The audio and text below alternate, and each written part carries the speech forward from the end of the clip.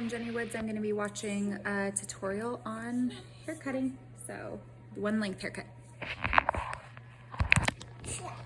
Hazley's watching it with me.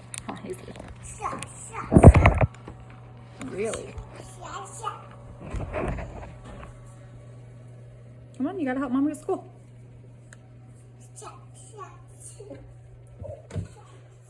Come on, we're gonna sit over here. Hopefully that works. We'll wait for her to come back.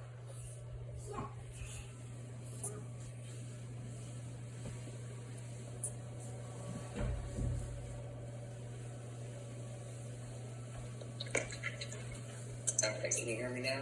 I can. Okay, I just had to reset now. I know, I went out and then went back in, so there we go. So with this, whenever we're creating this haircut, like I said, it's our 4 standard segments that we create with a radial parting and then of course a profile parting. So we're putting them into 4 standard segments. Apex to mastoid or over the ears, and then it would be a straight line from the center of her forehead down to the center of the neck. Now, you will see a slightly rounded angle, as I said before, in your related textbook. I want us to keep this super simple. So yes, you can slightly round this, make it a little bit like a smile or a little bow back there at the nape. But really what we're taking are 1-inch subsequent sections horizontally all the way throughout the haircut. Okay? So it's all horizontal sectioning as we go through. Now, so this gives you your section angle, but I want you to think about something else. So we talked about toe before. Okay? What is your tension here?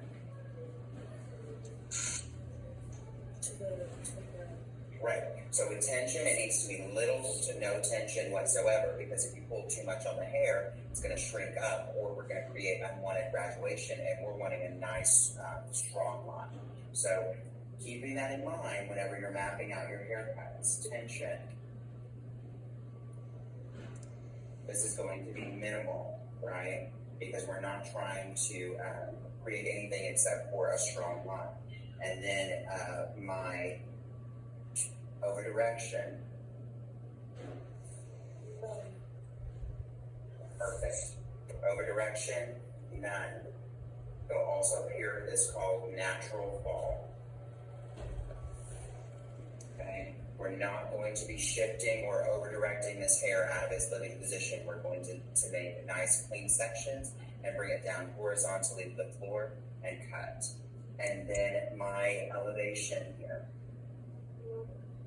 Elevation is 0. Very good.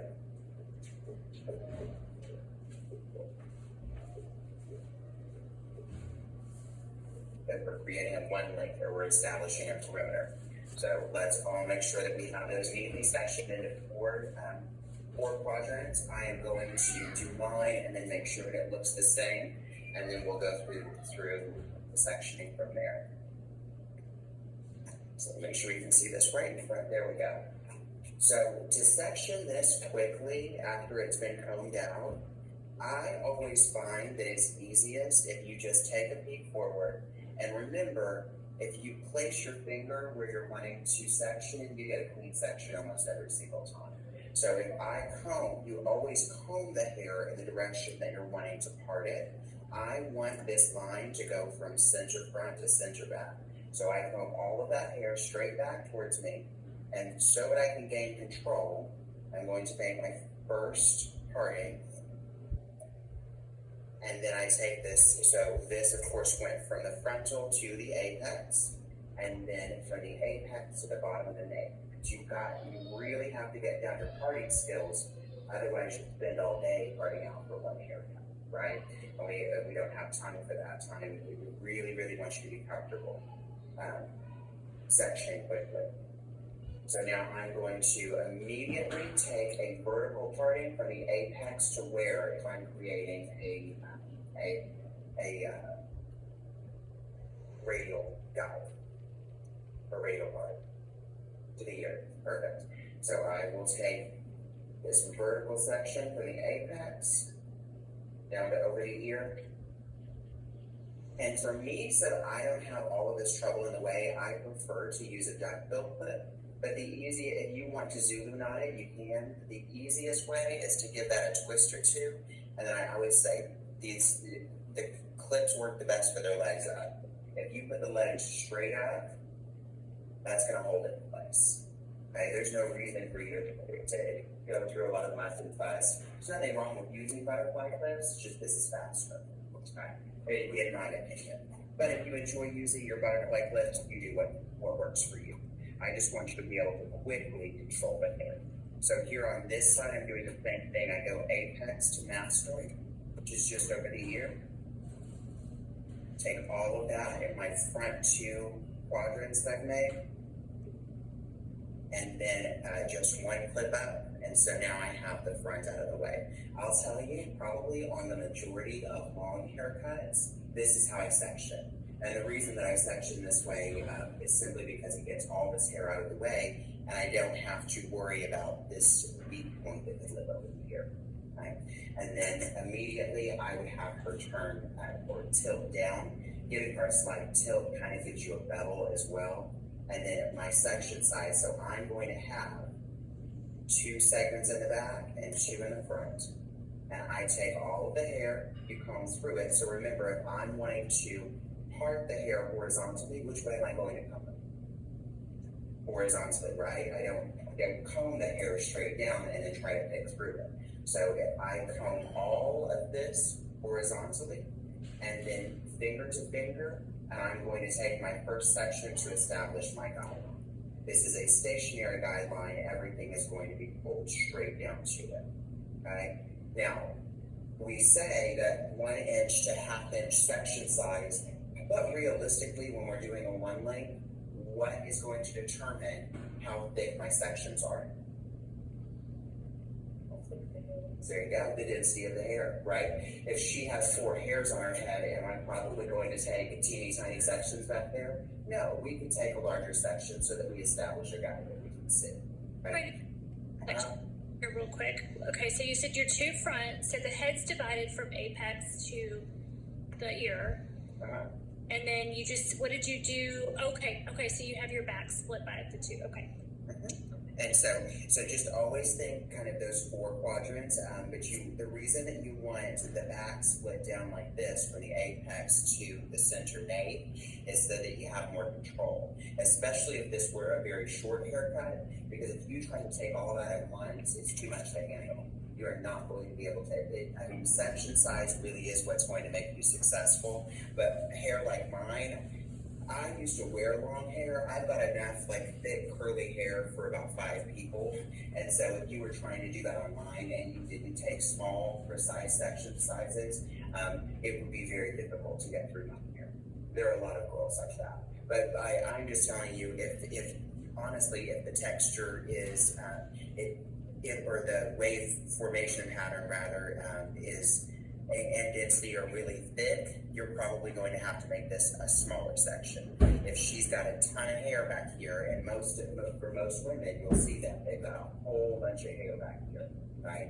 Unless it's really long. If you were doing this in a place where the hair has lived, because remember, hair grows about 6 inches per year, so every time you get lower than 6 inches, you've got a year of growth. So yeah, it may be a little skinnier just from wear and tear, whether that be heat styling, whatever it is.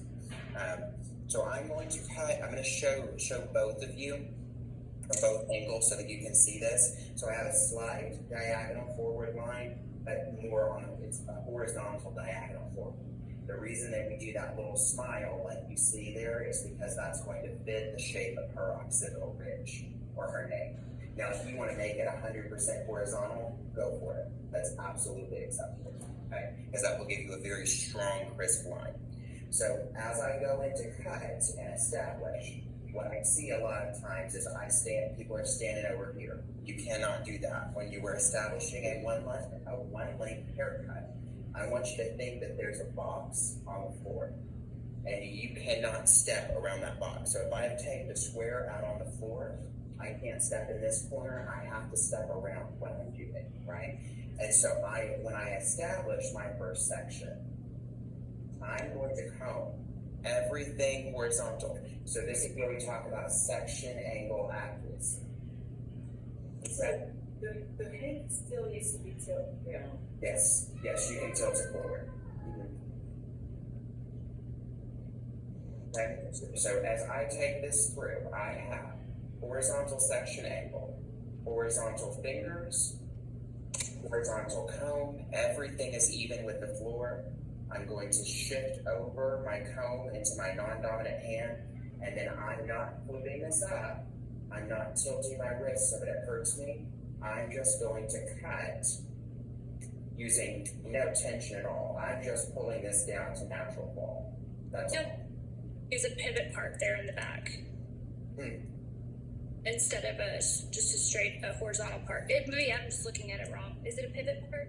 Yeah, so there's a slight, that's what I was saying, it's a slight smile. Yeah, just ever so slightly slanted. And I do that so that I'm able to accommodate the shape of the neck. And then I would be standing directly in front of what I'm doing. I want you to be able to see it, so I'm kind of like off-centered here, but you need to stand right in front of your work and cut it. And so why I say section angle accuracy, you have to make sure. Comb, fingers, scissors, and section angle, all the same, okay?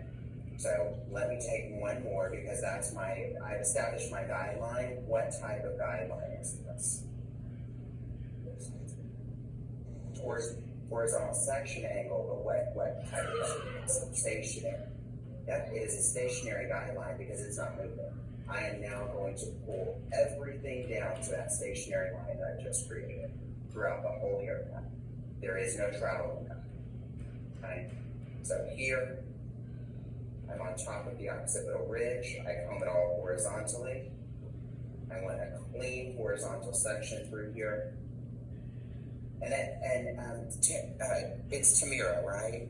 Or Tammy, it's fine. Tammy, okay. I will tell you, whenever you're on video like that, like if you were here in person, let me just lift this up and show you. I have mine tilted forward, so that I get a little bit of that bevel, but you can see it is horizontal. I just realized that it's going to look more circular or more arced in the shape because it's on camera.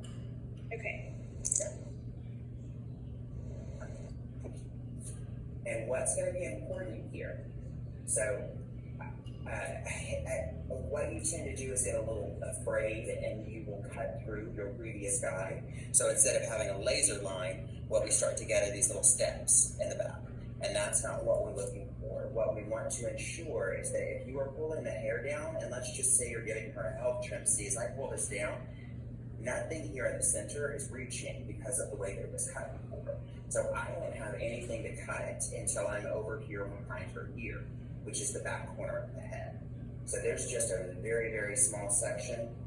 You see fingers, horizontal, scissors, horizontal, not cutting past my second knuckle, not flipping up my fingers, no elevation, right? And you could call it, if you're choosing to cut this in your fingers, and not just with the comb or comb it down and cut it on their skin, that's perfectly fine. But what this is called is one finger's depth. One finger's depth means that you are elevating no further than the depth of one finger, and that will keep you from graduating the perimeter so that you get this weird chunky line. We want to, at the end of the day, what I would tell everyone with a great one, that people think that this is an easy haircut. It's not. It took me 3 times before they actually certified my cut. There shouldn't be a bevel. It should look like someone took a laser and just cut it, right? So that's what I want you guys to think of whenever you're creating this haircut. So, how many sections do you have when you're using the guide to cut your hair down? Like, can you cut? You can do center and side, or I do 2. But pivot point teaches with 3 like that so that you can have balance. That's perfectly okay. Yeah, that's perfectly acceptable. Okay. Again, you just continue these subsequent sections horizontally, but what you're going to run into is the side of the ear. Now, there's no rule that says that you can't just cut everything here, go to the other side, and then do that. But for balance, as soon as you reach this area here, and what is this area? Pardon. Is that her apex? So it's just under the apex, it's actually the vertex of the head, but this is just the crown. So once you reach the crown here, you can see I'm going to want to start to incorporate some of the front. And the reason that I want to incorporate some of the front, and they're teaching you this, is for balance. So I'm going to take this section, making sure that I've got right up to the crown on this other side. Clean that up a little bit, act like I'm teaching this for real. Is it normal not to see the guy anymore? If you can't see the guy anymore, smaller sections. So you can see as I work this to the top, right, really not much of anything else is reaching, but I have to find a way to marry this to the side. So I'm still taking horizontal sections, but in this case, I need to incorporate this over the ear. It's okay, Steve. I need to incorporate this over the ear. So what did we say earlier about that hair that's over the ear? It's weak, right? That's where you get a hole almost every single time. So what I want you all to understand, this is still a horizontal section angle, but on a real person, she may be very, very wispy right here. There over the nostril for that center division line. So as I'm going through and establishing a link, I want to marry this with the back, but can you guys see on the camera too? Do you see this, how there's a little hole? If I pull this down and cut it, what's gonna happen to that? It's still going to be a straight line because it's Exactly. And it's a tension release. So that's what I'm doing. I'm using my section from the back, holding my fingers straight horizontal so you can see horizontal section, horizontal fingers. But over her ear, I keep my scissor closed and I tap right there just to make sure that I release that tension. Then standing right in front of it with horizontal arms, very little tension, one finger step graduation, I pull that straight down. Never cutting past my second knuckle, not flipping out my fingers. So my tension here is what?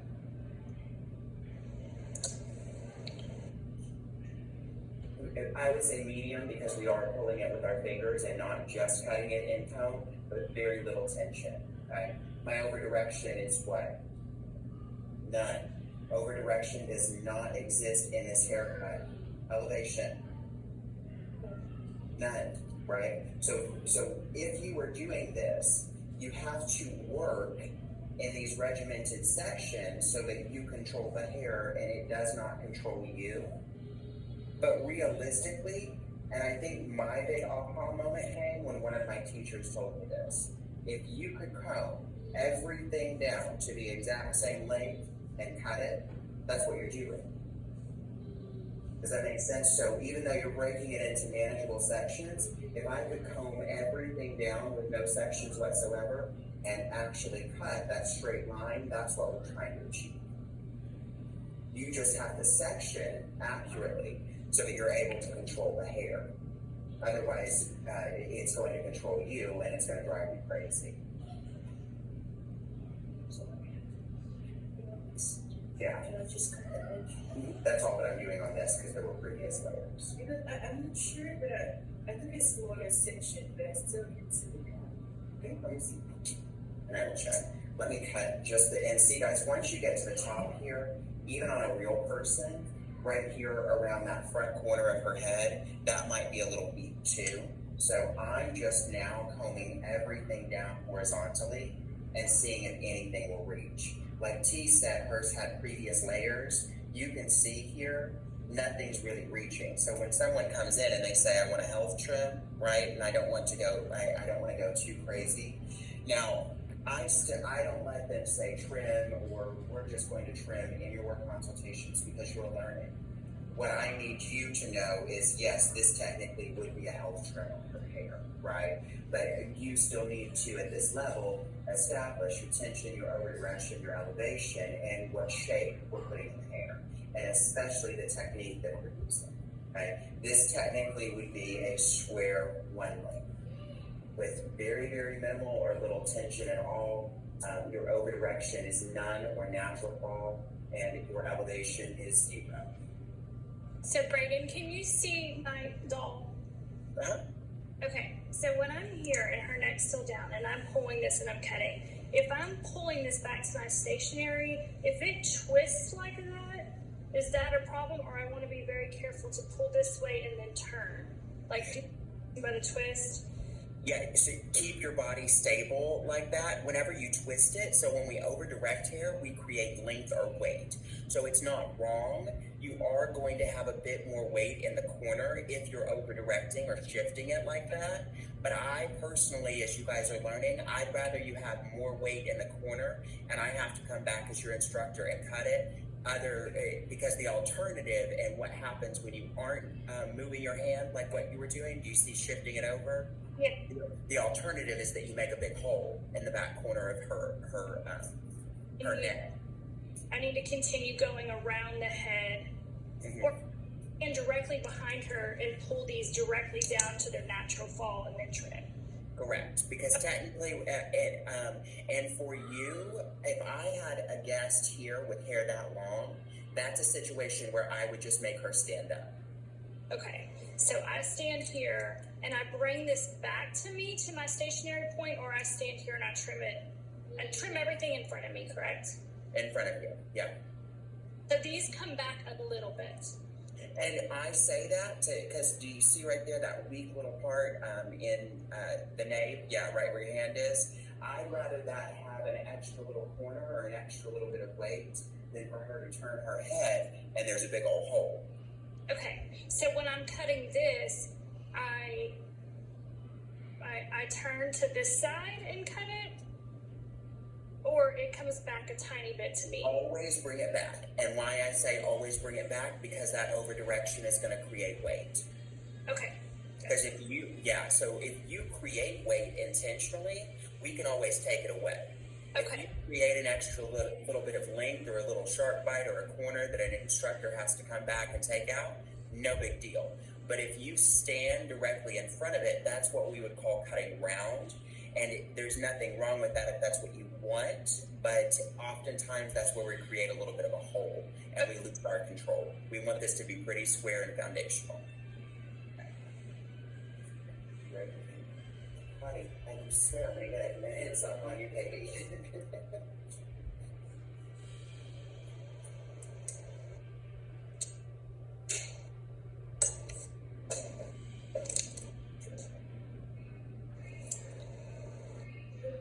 So this is what I would do. One time that you're confused, always just stop, go back, and look at our line. So here, and pull it straight down. Then pull it. That needs to go so that you have an established weight line or base line. You see, because you had this was shorter, this was longer. So I think that's what confused you, because the line itself was not straight. We were trying to take a subsequent section and match it to something that wasn't straight. So here I would check my balance. So we grab these two, see if they move in the middle. There we go. You see? So now it's nice and straight. Now with your subsequent section, on this down, I can just about guarantee you. Yeah. Yeah, and you see a straight line underneath. So you're not cutting shorter, you're just cutting it too. Right? Makes sense? And then I will continue with this one. Again, on the side, just being mindful with your horizontal sectioning. So section horizontally, tension is going to be minimum, my comb, my fingers, my scissor, they are all horizontal. I release the tension over the ear, and then I'm going to remove that weight using this back corner as my guideline.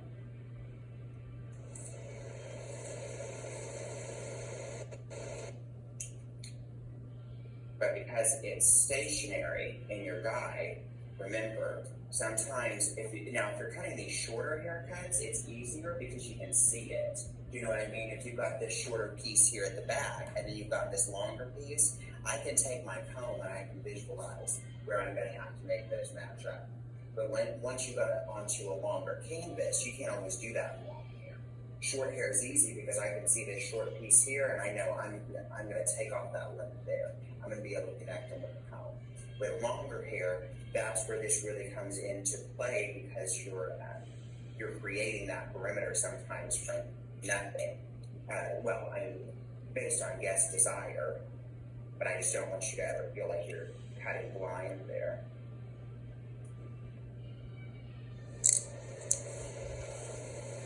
And then this is allowing me to do it in one last section, which won't even reach. Okay, so you can see there was some previous fringe or some previous layering there, so it's a little round. It's a little bit shorter in the front than it is in the back, but for the most part, that's a square line that travels all the way around. Okay, and that's what you're looking for. That makes sure it's exact. Makes sense? Feel good? Now, if we're cross-checking this, it's the exact same thing you could do a chin strap. Meaning you take these sides and you pull them together, or you can take the section and elevate, find where that corner is, section and elevate, and if those match up directly over, I have a little bit of extra length right here, so I'm going to stop, go back, bring this down, standing straight in front of it, horizontal finger angle, horizontal scissor angle, and it's right there. Okay? And that gives us a one length. That's how we establish all of our haircuts with our perimeter. So that's right. I know people are a little bit hard on themselves when they do it because this just seems like, oh my God, this is taking forever. I'm never going to get through it. I promise if you do this foundationally and we're following the same techniques, it gets easier and easier and easier.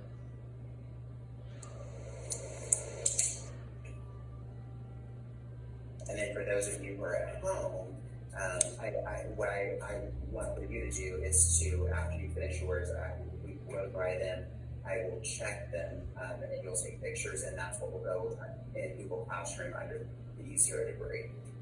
For you, if you can, at home, Tammy, if you can just take a picture of yours and post it in Google Classroom under the 0 degree because you're doing it with me on screen. Yeah, if you're on screen with me, I don't require that you guys record because I'm recording anyway.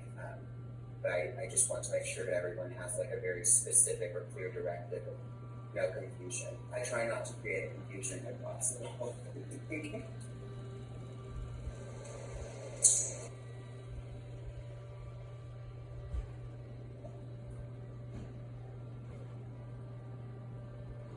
Now, T, you're one who did the red on this, didn't you?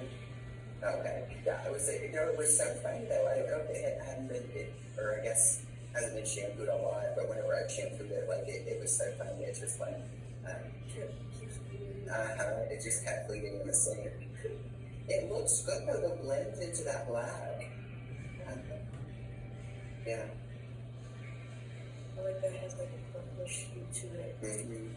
And especially for your first one, those are hard whenever you're melting into another color like that and a dark color.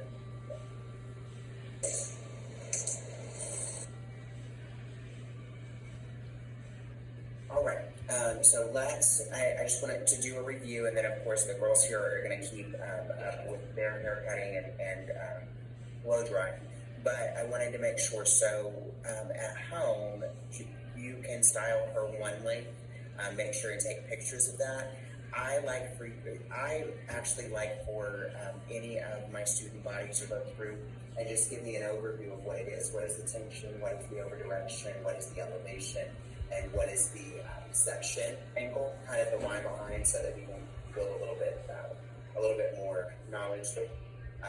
But you all will post just pictures of it in Google Classroom, and I'll mark it on my papers. And then Tammy, if you can just post a picture of your finished product too with an explanation, okay?